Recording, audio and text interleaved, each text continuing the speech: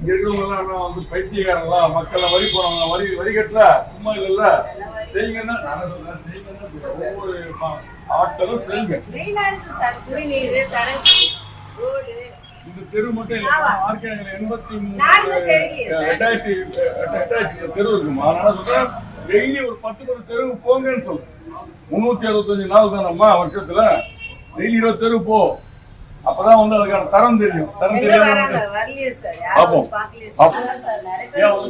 உங்ககிட்ட ஒப்புதல் வாங்கல, நாங்க ரோடு போடுறோம் யார்கிட்டையும் கேட்காத ரோடு போடுறதா அவங்க என்ன தண்ணி என்ன வழுக்குது ரோடு பண்ண பேச்சு. அம்மா ஆட்சியில வந்து அம்மா தொகுதியில் இருக்கும்போது தரமான குடிநீர் கொடுத்தாங்க, தரமான சாலை கொடுத்தாங்க, தரமான லைட்டு கொடுத்தாங்க.